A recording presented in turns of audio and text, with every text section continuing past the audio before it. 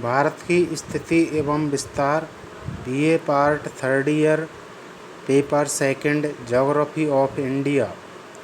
Lecture series के अंतर्गत आज प्रथम ई कंटेंट प्रस्तुत किया जा रहा है, जिसके अंतर्गत हम भारत की स्थिति एवं विस्तार के बारे में विस्तृत रूप से समझेंगे।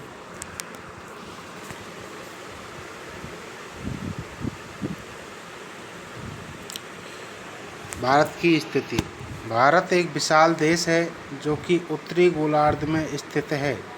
भारत का अक्षांशीय विस्तार 8 डिग्री 4 मिनट उत्तरी अक्षांश से 30 डिग्री 6 मिनट उत्तरी अक्षांश तक है तथा देशांतरीय विस्तार 68 डिग्री 7 मिनट पूर्वी देशांतर से 97 डिग्री 25 मिनट पूर्वी देशांतर तक है।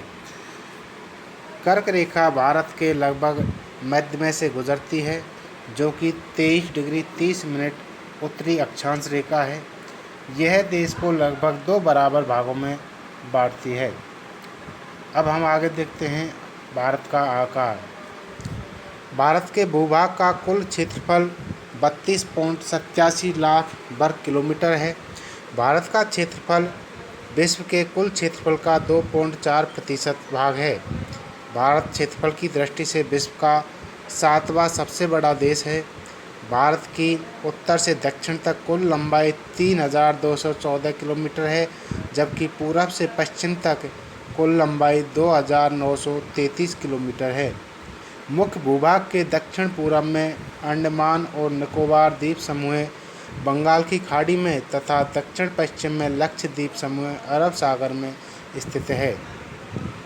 भारत की स्थल सीमा रेखा लगभग 15,200 किलोमीटर लंबी है और समुद्र तट रेखा अंडमान निकोबार द्वीप समूह तथा लक्षद्वीप समूह अर्थात सभी द्वीप समूहों को मिलाकर 7,516.6 किलोमीटर लंबी है, जबकि मुख्य तटीय सीमा रेखा की लंबाई मात्र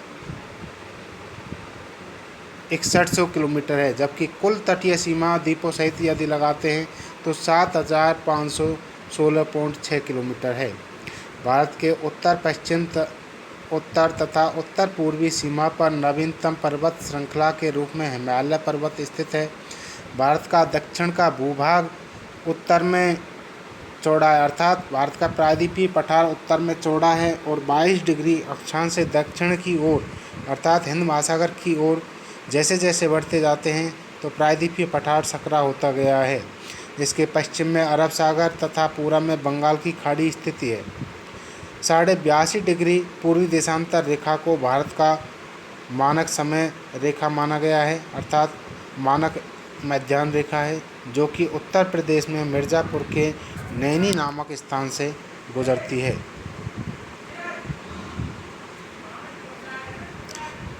विश्व के संदर्भ में भारत की स्थिति।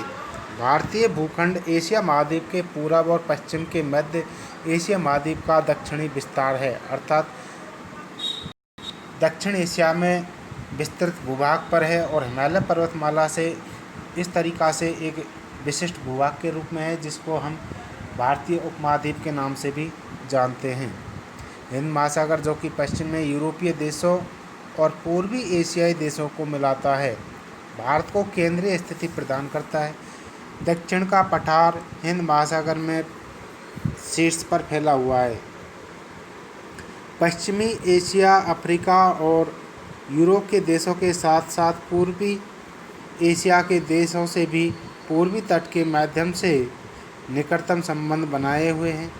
हिंद महासागर में किसी भी देश की तटीय सीमा भारत जैसी नहीं है।